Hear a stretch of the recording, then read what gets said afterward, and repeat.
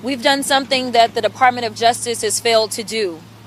We have actually sat down and listened, not once, not twice, but on multiple occasions to the survivors.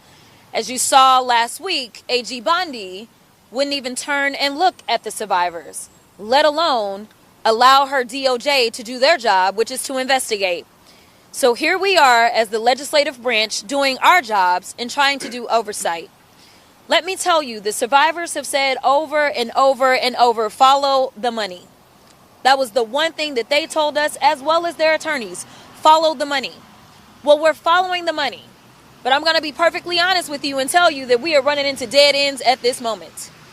On yesterday, I was asked about this particular deposition and what I anticipated I would hear.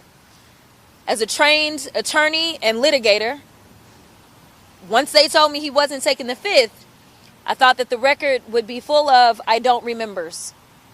I will tell you that once this record comes out, you will see that you most likely will be left with more questions than answers. It is almost inconceivable to be missing the amounts of money that are missing, and somehow Mr. Wexner have no idea. The other thing that I want you to pay attention to, because again, as a trained litigator, think about some of the themes that we keep hearing. We know that there were supposedly these fraudulent modeling agencies that were set up all over the country, and girls would go in thinking that they were going to get their chance at modeling. Victoria's Secret. We know Victoria's Secret was known specifically for their fashion shows. We know that there are reports of girls that went in thinking that they were potentially going in to model. These are not coincidences. There's two things that have been clear, is that there were always young girls seemingly looking for an opportunity to model, and there were always rich and powerful people on the other side, dangling a carrot, saying, I will give you the life that you're seeking. Yet ultimately, the stories are the same. They're stories of abuse.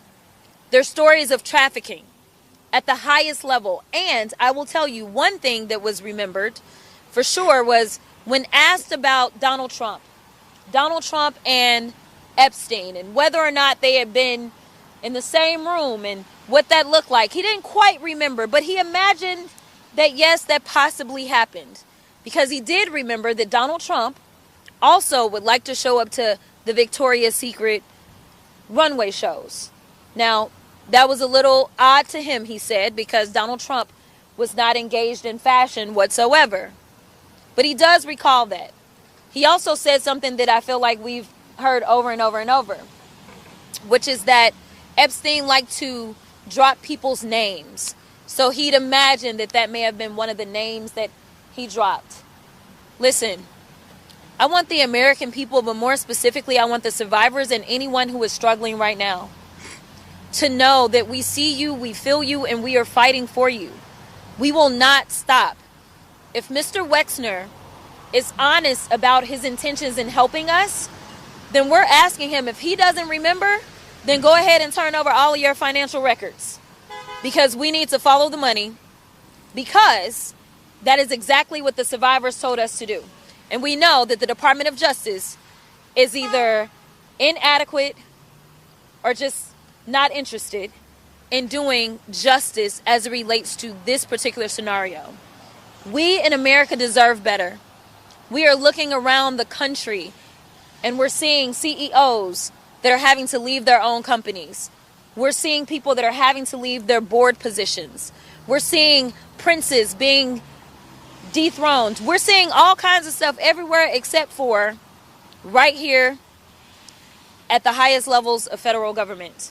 Whether we're talking about Donald Trump himself or whether we're talking about Secretary Lutnick, and the list goes on.